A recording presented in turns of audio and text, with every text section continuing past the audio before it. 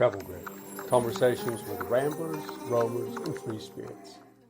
The inside dimensions for April Fool was a little less than 6 feet. You're sleeping in the fetal position. This is Hugo Vihlen. In 1968, the year I was born, he sailed across the Atlantic Ocean in a 6-foot sailboat called April Fool. In 1993, when he was 62 years old, he sailed across the Atlantic Ocean in another tiny boat called Father's Day. Father's Day was only 5 foot 4 inches long. Hugo is just over 5 foot 7 inches tall. Now, just let that sink in a moment. Sailing across the Atlantic Ocean in a boat shorter than you are tall. Hugo's record for sailing the shortest boat across the Atlantic Ocean still stands. This is Hugo's story. What year were you born? 31.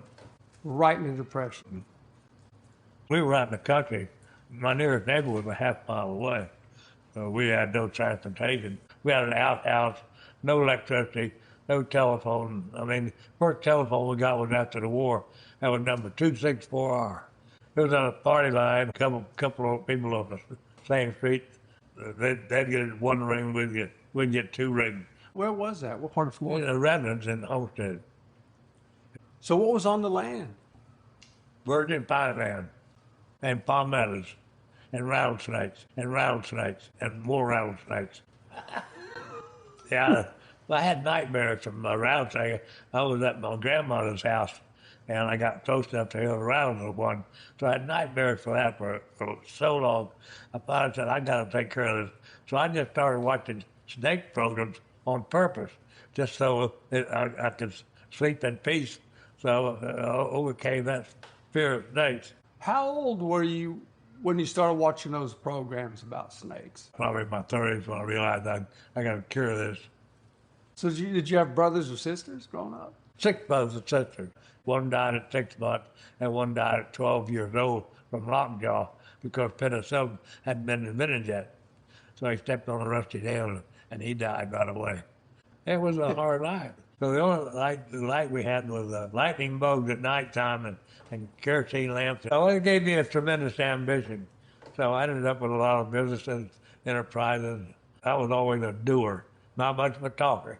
I consider myself an extreme introvert with a personality of a blackboard. Tell me about your first boat. In high school, usually get a ring for your junior year. And I thought, well, that's stupid to wear. Everybody graduates from high school.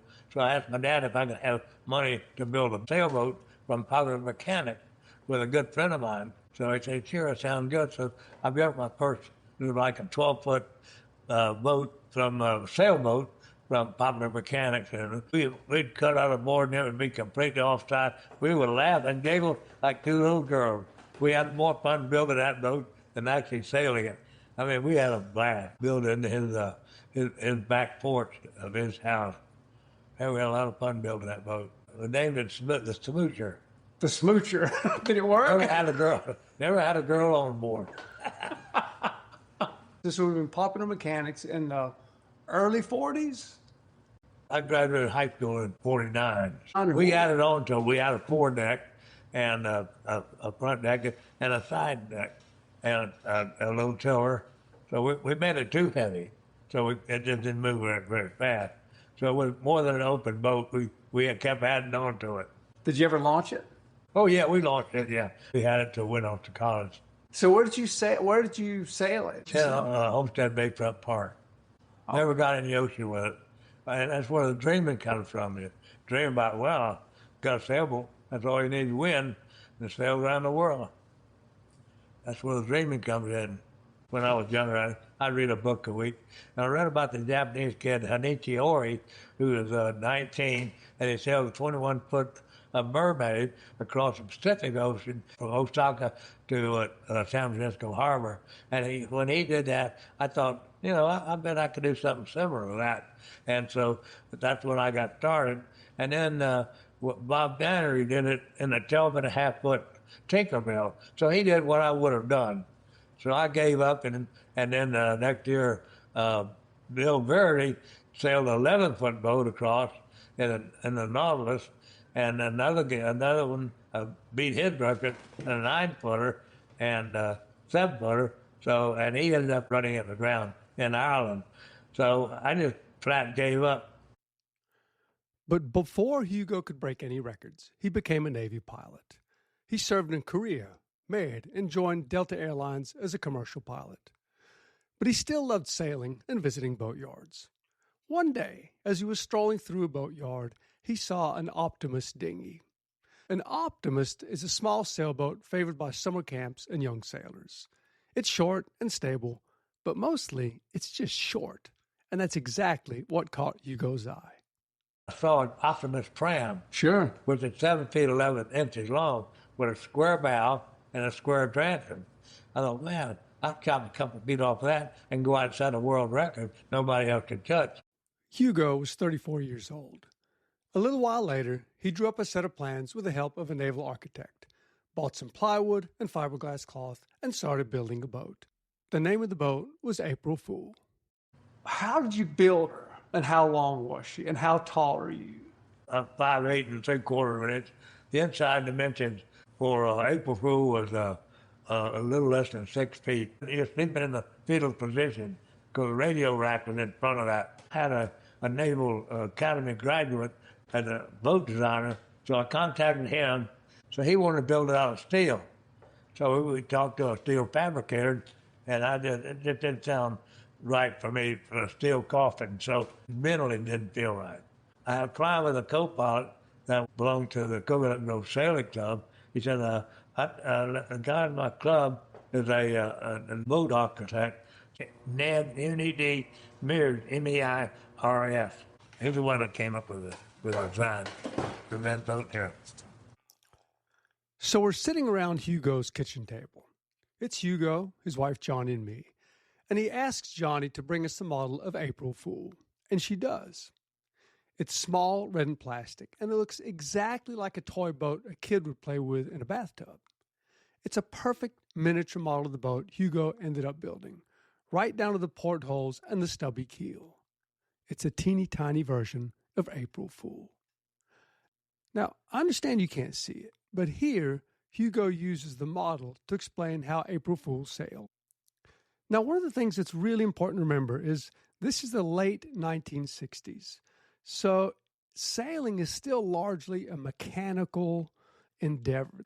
So Hugo has to figure out how to balance the mast, the booms. He's going to explain why she has 2 booms, and the hull, how these all work together for this tiny little boat to sail as well as she can without electronic autopilots or self-steering.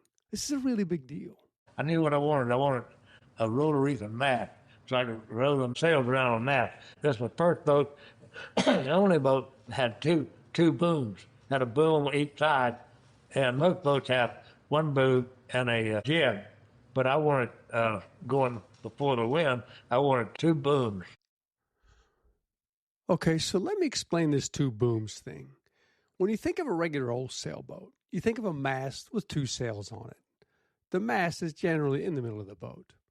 The big sail is behind the mast, and it's called the mainsail. The little sail is the one in front of the mast, and that's the jib. Now, that's the most common sail plan on most sailboats. It's a good all-round rig. If you want to go upwind or closer to the wind, you sheet the sails in toward the center line of the boat, and you can sail toward a destination that's upwind of your boat. But that's not what Hugo wanted. His route was going to be in the trade winds, which means the winds would be, in theory, behind him or on his beam. His thought was that if you put the mast on the front of the boat and put 2 booms on the mast, each with a sail, he'd have a rig that was much better suited for running downwind, which he hoped most of his trip would be. So, to imagine this 2-boom rig another way, imagine you're standing on the bow of the boat, right up on the front, near the mast. Now hold your arms straight out to the side. Those would be the booms. And attached to each of these booms is a sail. That's the kind of rig Hugo designed for Father's Day. And it was really unusual for the time.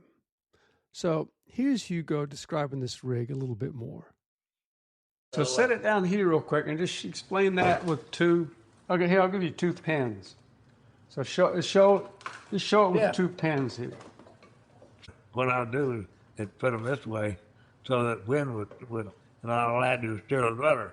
I wanted the front end of an airplane to give it lift so when it dug into the water instead of pitch poling going over, I wanted to design what they call a sponson on a boat, and that gave it lift from my airplane experience.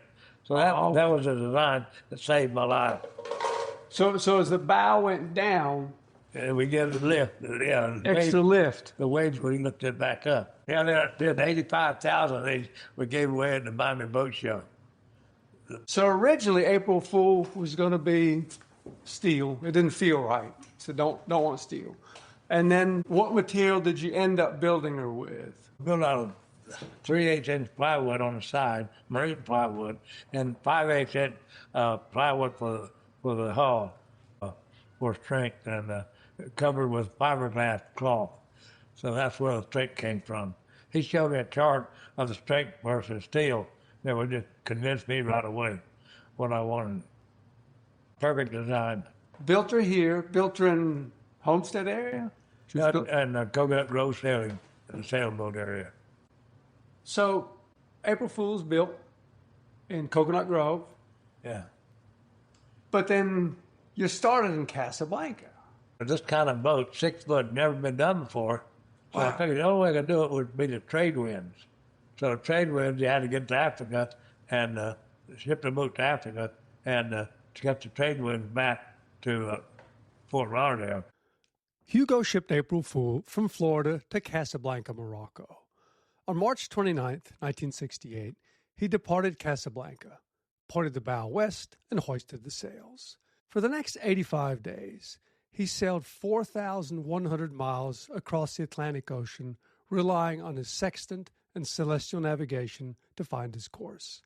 Nights, because April Fool was so tiny, he had to sleep with his knees pulled up tight in the fetal position, checking his course every hour with an alarm to make sure he stayed on course. You've never taken a long voyage, and you're looking at the ocean over that bow, and you're looking into the ocean. What did that feel like? Well, my good buddy Tom McNally said, just remember, Hugo, you're only 2 miles from land. I said, yeah, straight down. Straight down. Be positive. Yeah. Tom McNally was a fellow small boat sailor who, over the years, competed with Hugo to sail the smallest boat across the Atlantic Ocean. We'll hear more about Tom in just a bit. The first day or two, it must have been rough to get used to being at sea, though. Because not really. Never got seasick in my life. My brother, he was working in Trinidad during the war. He got in a hurricane, and him and the captain on a freighter were the only ones that weren't seasick. So my family just doesn't get seasick. So remember, this is 1968. There's no GPS for navigation. Instead, Hugo has to rely on his sextant and something called a sun line fix to find his way from Africa to Florida. And this is made even more challenging because Hugo's sailing a boat that's literally the size of a bathtub. So when the sun gets about 30 degrees above the horizon, you get that, and it gives you a reading of what number that is, and you calculate that in the paper and gives you where you are, where your longitude. So you use your sextant to get that angle. Yeah. To measure the sun from the sun to the water. Yeah. In air quotes, you bring it down. Yeah. Yeah. And then you've got to make, I think, a lower limb correction. There's some corrections you have to make. Yeah. And then you have to do your reductions to find roughly where you are in this big circle somewhere. Yeah. Yeah. Well, you were inside a boat that was probably smaller than the table we're sitting at. I didn't have a table. How did you? On my lap. How did you exactly? So how did you do it? You just crawl down? They folded it all up. I mean, you fold it several times to get the chart down to where you are, and you write down your lat long from there. Wow. So everything was folded up. Oh yeah, it had to be. Manuals, almanacs that they did. Yeah.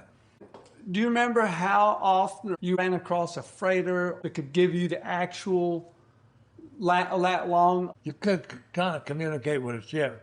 I had a VHF that I talked to, and all the ship captains were foreigners, but they speak broken English. Right. I remember the first ship I saw was a Montserrat. It was a big ship that goes cruising, and I hear, "For what is the captain's name?" Well, hell, he's got a big loud diesel, and I'm yelling, April Fool, America, America." But I knew they couldn't hear anything. So, but they used my position of the Coast Guard of the boat. So they were kind of watching a little bit out for you. Well, the Coast Guard was watching me. It just seems like this incredible thing to know where you are based on celestial navigation. Yeah. I guess the good thing is you're not going to hit anything out Well, there. I didn't do any stars. Only the sun. Because trying to find a star on that boat, the boat's always rocking. Right. So you don't have a stable platform. So I could see the sun, and I could aim it and get the bottom of it easy enough. But to try to locate a star, I mean, impossible. How fast did you travel on April Fool? I guess the average, you got to figure that. 0.6 miles per hour. 0.6 miles an hour. Yeah. The average day was about 60 miles with a current. Yeah. So you get a storm or something to push you around, and yeah, you can move out. How did you steer April Fool? I stayed on the tiller just about all day. So you hand steered. Yeah, hand steered only because of the time commitment to get back to work. So I enjoyed it. It was good. I mean, it's part of sailing. It's like flying. I love to fly. What did you do for steering when you didn't hand steer at night when you had to sleep or in a gale? Well, I could tie it up so it would go, like I said, but it would still go 15 degrees left, 15 degrees right. But it was still going basically in my basic direction. I couldn't stay awake 24/7, so I had to tie it up to just stealth steer. So it would she would kind of yaw. Yeah, like 15 degrees. yeah, perfect. So if you're running downwind from a gale, you would pull the sails down. If you're running before it, and would you lash the tiller amidships or put a sea anchor out? If it was against me, I'd throw a sea anchor out. Sea anchor slows the boat down if I was going the wrong way. If the gale hits you on the nose, Yeah. put it over the bow, and it would kind of sort of slow it down. Yeah. And it never broke the tiller or the rudder. No. Man, it must have been stout. You know, my boat's small, so I didn't have a big boat. Wow. And then if you were going downwind in the storm, you would just put it over the stern. I was pulling my sea anchor in, just let that thing go. Go, man, go. Don't slow it down. Yeah. You want to get back to work. You need to get back to your job. Yeah.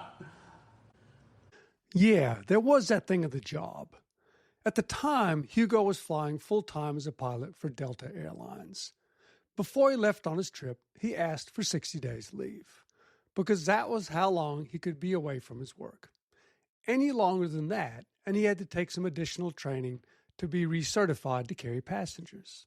And there he was out in the South Atlantic Ocean, aboard his tiny little April Fool, at the whim of the wind and the waves and the storms.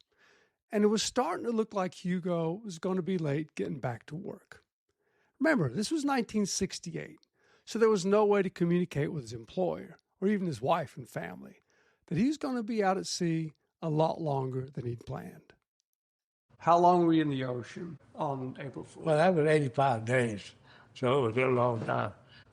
Haiti was my first piece of land I saw coming this way. And then picked up from Haiti, then I saw Cuba. So that was land. Off of Cuba, I saw that ship. Smoke was pouring out of it. As it got closer, I could see it was a conning tower and was smoking diesel submarine. So Grenadier, I waved him down and forget to give me any food and water because I had lost a lot of weight. So I was hungry. So he gave me 2 gallons of water and a couple loaves of bread. My dad was in the Navy and always bragging about the food, so I was saying coconut cake. Ended up with 2 gallons of water. That's what they, yeah, that's the way it is. Well, it's pretty good at sea, though, because 2 gallons is a lot of water. Oh, yeah. Do you remember how many gallons of water you had? 14 gallons. No. So things are actually going quite well for Hugo and April Fool. He's crossed the southern Atlantic Ocean. The Grenadier has given him 2 gallons of water, some food. Hugo asked the submarine to contact the Coast Guard and let him know where he is. And this is when things start going a little bit sideways on the voyage. And they asked him to radio my position to the Coast Guard, tell them I'm okay and my boat's okay, and I'm running late. So they radioed my position to the Coast Guard, and I could hear on radio 710 of Miami Station that the Coast Guard figured I was going to be in Miami like the next day. I mean, these dumb asses. My speed is 0.5 mile an hour. They screwed up, and so when I didn't show up, then I was missing at sea. Scared the fool out of my mother and dad, and I'm now missing at sea after I just navigated 4,480 miles, and now I'm lost at sea. They put out a broadcast, lost, and to keep on the lookout for this little sailboat.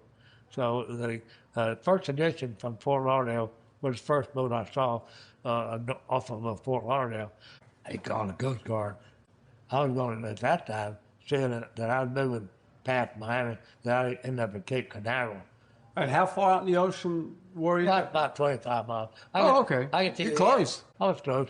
I could see the antennas off of north of Miami. So I had to see the land close enough. That was it. The Coast Guard set up the Coast Guard cutter, picked me up. At one point, you were just a couple miles offshore, I imagine. Yeah. I couldn't break that Gulf Stream. Gulf Stream had like 2.5 miles an hour on me at that latitude. I kept cutting in towards land, but the Gulf Stream was pushing me out. I think it's important to understand for people who are not sailors, you're not on a lake. If you go at 1 mile an hour, in 6 hours on a lake, you go 6 miles. Yeah. But on this Gulf Stream, how fast is it? 2 knots sometimes? Well, it goes 5 and 6 miles an hour. Wow. Yeah. So you're trying to get across the Gulf Stream to get to shore in Miami, and it Kept pushing me off. kept pushing off north up the coast. So I figured, that's okay. I'll be making Cape Canaveral, then where land juts out, I'll catch land there. But then the Coast Guard came out, and they saved my life. So you were having a hard time getting in at that point. But you crossed. You're basically a rat is what you are at this time of the boat. So you're just going with the wind. So the Coast Guard tows Hugo into Fort Lauderdale after he's been at sea on April Fool for 85 days. He steps ashore, and he's been at sea so long that the steady ground feels like it's moving under his feet. But he barely has time to catch his bounce before his new life ashore and fame takes over. We jumped in an airplane right away, and they flew me down to Homestead for a parade. One moment you're alone on the ocean, Yeah. and all of a sudden it sounds like you land in a plane, you're in parades. What does your head feel like? Did it feel crazy? Did it feel exciting? Was it depressing? I was so pissed that the Coast Guard towed me in that it had an effect on me. In fact, that's the reason for the second trip, because I was determined to accomplish it. So your mind's emotional, you're happy to be ashore, but you're disappointed that you didn't make it. But everybody else considered it a success. But I didn't consider it a success. That made me happy anyway. Just sailed 4,480 miles, and Coast Guard came out and saved my life. 25 miles from shore. After you were 6 miles from shore. Yeah. So it wasn't all just celebration. Like, it was kind of eating egg. Yeah. Kind of bugged you. The Coast Guard took that away from me on my first voyage, so I was determined to do it, and to do it on my own. You felt there was a ding on your trip. Exactly right, yeah. You sailed from Casablanca to Miami, like, that's amazing. And you probably got sick of hearing that from people. Yeah. It's still not quite right. Yeah. Hugo goes back to flying for Delta. 25 years go by, and he retires from Delta at 62. Now, most successful pilots would buy an RV, play golf, relax, chill out, go fishing. But not Hugo. That Coast Guard rescue, where they towed him into Fort Lauderdale, those final miles, well, that still ate at him. He had some unfinished business he needed to tend to. So he decides to build a new boat. This one's called Father's Day, and it's even shorter than April Fool. He's going to set the record for the smallest boat across the Atlantic Ocean on his terms. His new boat, Father's Day, would be 5 foot 6 inches long, half a foot shorter than April Fool. So you decide to build Father's Day. This first boat was plywood, and now we use Airect, which is a fiberglass material, was coated with fiberglass on the outside. So you can hit this with a hammer, and you wouldn't even put a dent in Father's Day. It was very strong material. What did Johnny think about you taking off? Well, she was opposed to it. Definitely opposed to it. So what did you think about the material in the boat? She didn't know that much about it, but I took a piece of Airect, put it between two blocks, and hit it with a 2-pound hammer as far as I could. Did no damage. Trying to convince her how strong the boat was. Father's Day was built in my garage. I have a fiberglass guy from Chicago that did all the plastic work. So you decide to go east to west. Yeah. So why did you decide to go east to west instead of west to east? Because I already done west to east. That was April Fool. Now I want to do the impossible. So my initial plan to leave Gulfstream off of Cape Canaveral, when the Coast Guard found out about it, they sent me a letter of manifestly unsafe. You'll be arrested and fined $5,000. So that's when I decided to go to Canada and ignore them. So yeah, right away, Hugo hits headwinds with his plan to sail Father's Day across the Atlantic Ocean. His old nemesis, the Coast Guard, gets word of his plan and threatens to stop him if he leaves from Florida. So he loads Father's Day onto a trailer and heads north. He gets to Boston, and the weather turns really windy. Now, to most people, this would look like lousy weather, but Hugo sees this as his opportunity to launch Father's Day and sail away from land, out into the Atlantic Ocean as quickly as he can. Hopefully, the Coast Guard won't be watching. So I was going through Boston, northeasterly, coming through, and the leaves were blowing across the road. I said, man alive, if I can sneak off of here, I can get out before they even know I'm going. Yes. My son had a friend there in Boston, so he put me on to him, and we put it in a crane and put it in the water, and I got about 25 miles out, and I hear this noise. I look up, and there it is, Coast Guard, circling my boat. I said, hey, mate, what's up? And they want to know if I was the same one and if I got permission from the other Coast Guard just to leave the shore. I said, no, it's a standby. Everything was standby. So they had to call the shore and said, stand by. So then they said, well, all right, throw your anchor out, draw your sails, and we're going to send out a Coast Guard cutter, pick you up. So that's what happened there.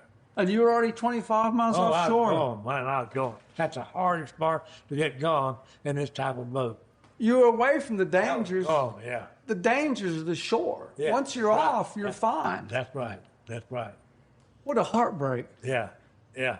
And so was that the first time she was launched or the second time? Did you try from Fort Lauderdale or they not even? No, they wouldn't let me leave. So that was my first launch was from Boston Harbor from when they towed me back in. How was the reception? It wasn't publicized. I didn't know that much about it. Actually, I was invited to a yacht club to make a speech because while I was there, the publicity was building up. I didn't participate. I was on my mind to go to Canada and leave from Canada. So Dana's with you, right, on this?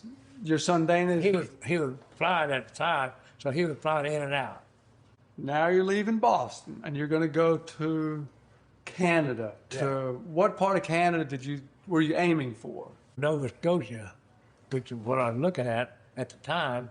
And so I got there. I made an attempt leaving from there. So the wind is so fickle at that latitude, the wind just going all different directions. Pushed it back, and so Second launch didn't Yeah. work. This is where you met Tom McNally. I put in a motel to spend the night, and so this scrubby old guy, tall guy, 6 foot something, and scrubby, dirty old guy comes up and says, "I got a boat over here you might be interested in seeing." And I'd heard about Tom, but I hadn't met him yet. He took me over and showed me his boat, and Art Frank, but my boat was bigger than his boat.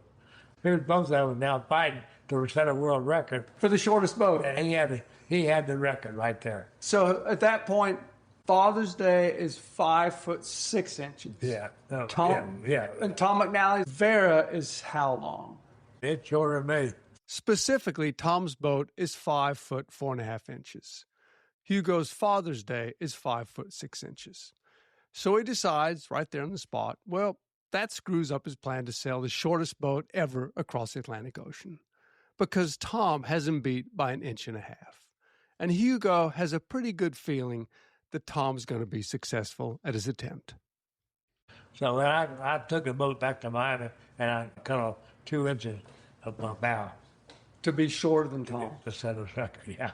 So you just cut it off. And Yeah. I sawzall and put 2 inches off, making it smaller, and then I had to add a half an inch to build it back up again. And that made the difference of a record versus no record. So did Tom launch that year? No, he failed also. His boat was, that one was hit by a Russian freighter. When they pulled him up, all he had on was one sock and an underwear, and there were all these women on board, and they rushed to cover him up. And what happened, the propeller had cut his boat up and sank it. So The propeller on a freighter chopped up his boat. cut a big hole in his boat. So he wanted to repair it and be put off in the same spot. But of course they didn't do it. He went back to sea the following year, and while he was out, his son committed suicide. And so when he got to Puerto Rico, he found out his son had committed suicide. So he had a gallon of rum to get from Puerto Rico to Miami. And he made it? Yeah, he made it. After years of planning, false starts, and chopping a few inches off the bow of his boat Father's Day so it'd be shorter than Tom McNally's boat, Hugo finally launched Father's Day. He launched in Newfoundland in the summer of 1993 and headed west across the Atlantic Ocean. Finally, you're out. You're on Father's Day. You get out in the ocean. When I'm alone at sea, first day, it is so depressing how close that noon spot is to where you left. And the second day is even worse because you see how damn slowly you're getting anywhere. And you look at that big piece of white chart and you're like, oh, God, I'm never going to get there. How did you deal with You got to have a lot of self-confidence. You got to believe in yourself. I'm a different person. I know that. I'm not an average person by far. How long did you figure it was going to take to get across? Well, I was hoping for 75 days. I figured more than that, but I could survive on 75 days. So I carried MRE, which is meals ready to eat. Had 75 cans of nutriment, which is a high food supplement for 400 calories. It's like a milkshake. And then I had a gallon of M&M's and some canned food. I tried the salt-free. Did a lot of research. A salt-free spaghetti was absolutely awful. Franco-American spaghetti. So I ended up having to go standard foods and had a couple cans of corned beef, which I love. So I wanted some meat. So I get one can of corned beef a week. So and we took all the labels off because we figured everything was going to fall off in the water. So we took all the labels off and painted all the cans and then put names on them. Of course, they forgot what they painted over. And so I opened up a can of spaghetti and it would be a can of peas or something. Some of the food from the first trip, spent a year on board in Florida and then went back up. Did you run into bad food at all, or was it okay? Well, Hurricane Hurricane Andrew came through. So did you just catch that? Hurricane Andrew. Well, while he was in Florida, Hurricane Andrew, this big hurricane, smashes into Florida, just wrecks everything. And in all the distraction of cleaning up after Hurricane Andrew, getting back up to Newfoundland, Hugo doesn't think to check the provisions on his boat. So remember that nutriment he was talking about? Well, in just a moment, you'll find out what happened to all that nutriment that was on board Father's Day through the hurricane that Hugo forgot to check. So I didn't tie this in that my food was still on the boat from my first attempt. The nutriment had gone bad. I had to throw all my nutriment overboard. And that's like a milkshake. I loved it. So I had to throw that off. And that's the only thing I saved was spaghetti and things like that. Wow. What was the biggest difference in the April Fool trip and the Father's Day trip? Was it navigation? Was it being 25 years older, almost 30 years older? What was the biggest thing that, looking back, you're like, wow, this is different now? No, I never had that feeling. I was at home on that boat. On either boat, I felt at home on. A lot older on my second trip. But I was more confident. I'd already done it. So I felt good on both trips. One of the things I've always enjoyed offshore is the animals. The fish. Sometimes you'll have little fish coming and hanging out under the boat. Sometimes you'll have birds landing on the boat. Sometimes you'll see whales, a shark. So what kind of animal encounters did you have? I had one pigeon that was a pet. Pigeon, a carrier. Like a carrier pigeon, Yeah. a land bird. He had a name tag on his leg. I grabbed hold of him and put him down inside and trying to give him some scratchy food that I had. And the water, we were 500 miles from land. So when I got back from my trip in the States, I contacted the British guy that I've been friends with, and he contacted the pigeon department. It's an actual bird. They could track down the numbers. So No kidding. The bird disappeared. Never showed up again. Wow. But they could find the owner. Yeah, they did, yeah. And the other thing was, I had whales. You know, whales are famous for sinking sailboats. They don't like sailboats. For some reason, whether they quiet, they sail up on them while they're asleep or something, and so they take revenge out. But there was one case in the Mediterranean where one whale kept sinking boats. But my buddy Bill Butler, his boat was sunk in the Pacific Ocean by a whale, him and his wife. I saw pods of whales, more than one. And so one whale came up on stern, it was right under my boat, and I kept waiting. I grabbed my life jacket, figured he's gonna ram my boat, but he just disappeared from it. So a little scary moment. What I wanted to do was to fish in the middle of the Atlantic Ocean. I mean, how many people could say they were fishing at 15 degrees west, the middle of the Atlantic Ocean? So I wanted to go fishing. So I had these little sea bass that would follow my boat, just about a couple feet behind me all the time. And they would go dart under the boat for shade. They were with me for weeks at a time. No way I could kill a fish just to say I went fishing. So I had fishing equipment for that purpose, but I couldn't do it. Live and let live was my attitude at that time. As you got further and further into your trip, Yeah. day 20, day 30, day 40, Yeah. what did you think of the life you left behind? When I spoke to England, I ran into a French a Navy vessel, and I got on board, and I called my house, and this girl answered, "Who is this?" "Nancy, your daughter-in-law." Leave me out of it. Wow, so you were in your own world. Yeah. The perfect word, yeah. You were in your world and out of theirs. Yeah. Perfect, yeah. Description. Wow. I would like to hear about the hurricane. I was in a Hurricane Floyd. I didn't know it at the time till I got back to the States. So a humongous cloud in front of me. And I thought, man, I'm going to be in the middle of some excitement this afternoon. So I got prepared for this big cloud. I had 22-foot seas, and the reason I could tell because my mast is 10 feet. So it's pretty easy to tell how high the sea is.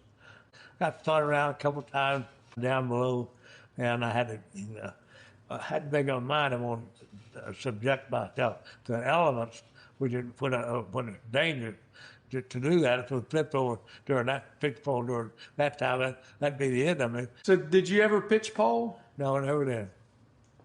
Yeah. I had 250 pounds of lead in the bottom for ballast to lower the center of gravity so it wouldn't pitch pole. You're in a hurricane, sitting in effect under a table. You can't stand up. Were you just in the fetal position? Yeah. Did you strap yourself down? Had a seatbelt in there from the automobile so I could strap myself in.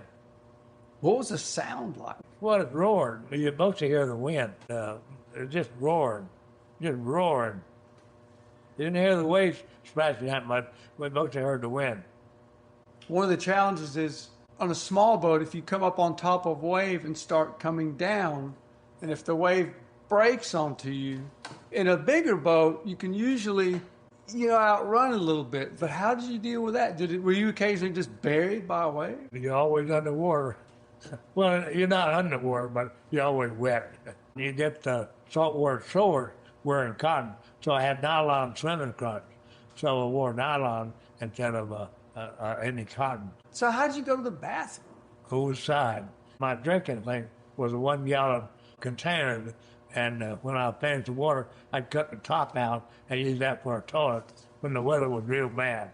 And I had to crap inside, all crunched down, and then try to figure the way to throw it overboard without having a Crap all over inside the boat. in your face.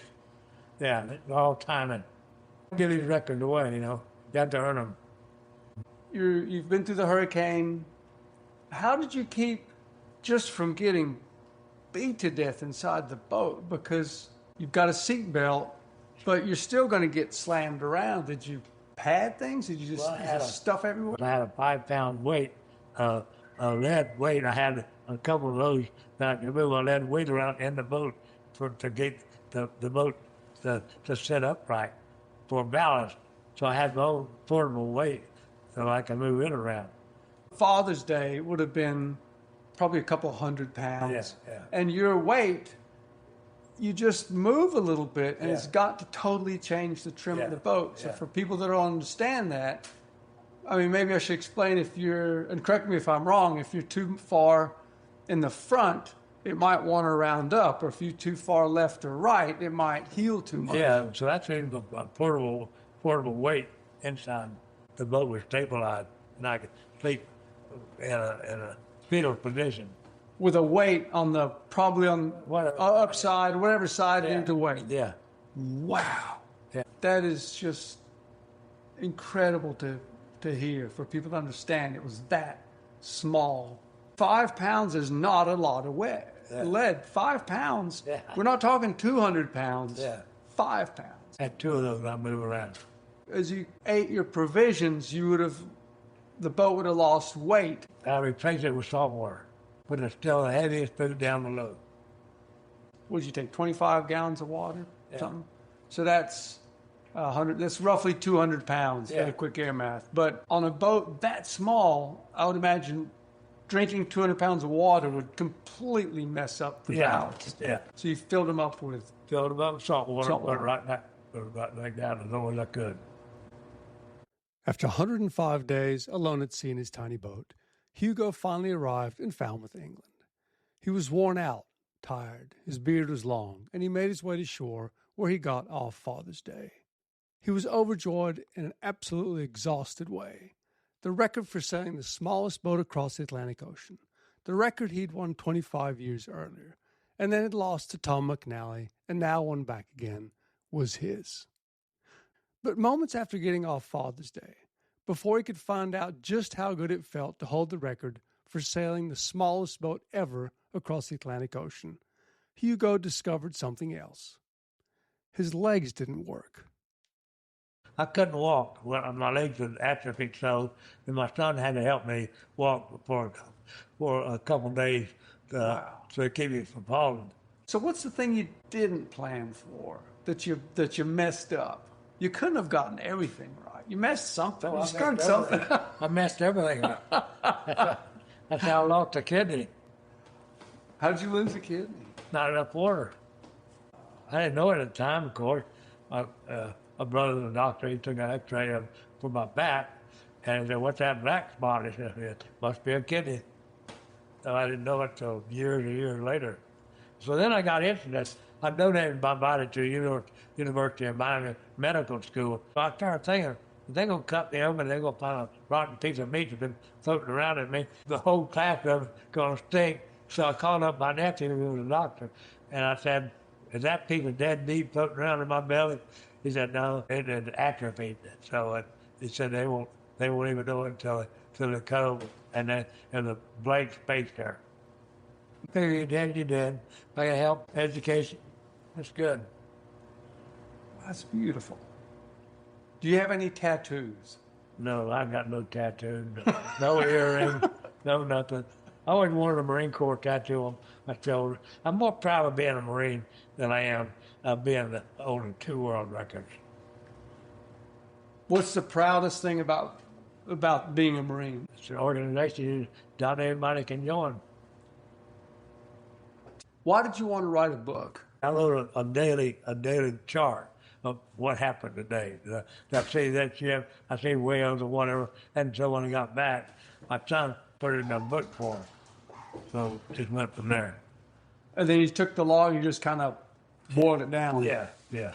And then you were working with a reporter, was it? From the newsleader from Homestead to put a young girl's attitude in it. Because I got the first out of the blackboard.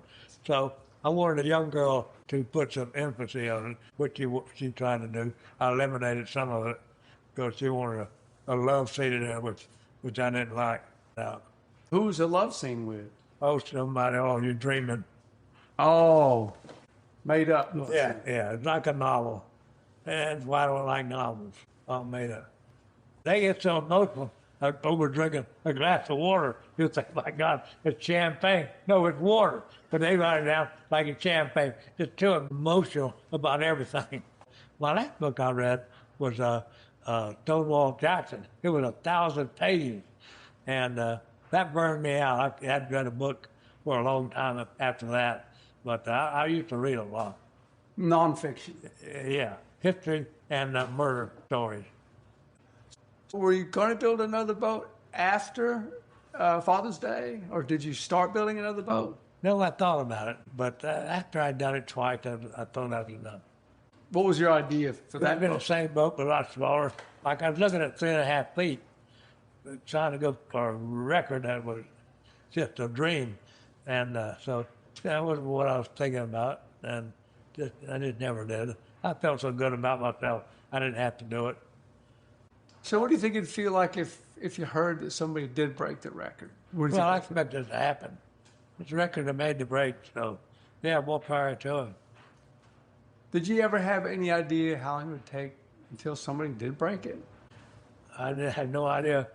Just something you never think about, really. You just go for broke and just didn't think about it, how long it would last. It's been going like 30 years now. And how old are you now? I'm 93. So why did you make it to 93? How do you get old? In a good way. I don't know, when I started flying, they said 1 in 4 of you would not make it alive out of here. That you get killed learning how to fly. In fact, I had 2 buddies died in the same day from oxygen contamination and jet flying. So I was there during early jet flying. So it happens, So you accept it. You just accept it. So what is like your spirituality or your religious beliefs? Are you religious? I thought the biggest scam in the world was religion. When I was in like 14 or so, I was in church and passed the hat 3 times. I said, "This is a scam." It's been my attitude the whole time. If you're dead, you're dead. I don't believe in the hereafter. So what do you believe now that you didn't believe when you were young? Haven't changed anything. I think the best advice I can give was to save 10% of your salary, no matter what, and put it in the stock market, and and you'll live happy forever after. You think like a money manager, an accountant, Yeah. a pilot, and those people are, Conservative. that's the word. Yeah. And yet, you're both. Because if you're really conservative, you don't go sailing in a boat shorter than you are. So what broke you away from all the other conservative people? It's just positive thinking. There's no way a negative person would consider jumping in a 6-foot boat and crossing the Atlantic Ocean. You got to be a positive thinker. Hugo's record for sailing the smallest boat across the Atlantic Ocean still stands over 30 years after he set it. April Fool is on display at the International Small Craft Center at the Mariners Museum in Newport News, Virginia. Father's Day is at the National Maritime Museum, Cornwall, in Falmouth, England. Hugo and his wife still live in South Florida, not far from Homestead, where he built his record-breaking boats. Thanks, Hugo and Johnny, for taking the time to share your story. For more on Hugo's voyages, check out his books, April Fool, or How I Sailed from Casablanca to Florida in a 6-foot boat, and The Stormy Voyage of Father's Day. TravelGrit. Conversations with ramblers, roamers, and free spirits. If you enjoyed this episode of the TravelGrit podcast, please leave a review on whatever platform you listen to it on. If you've already left a review, thank you so much. Your review really helps get the word out about TravelGrit. Until we catch up again, stay gritty.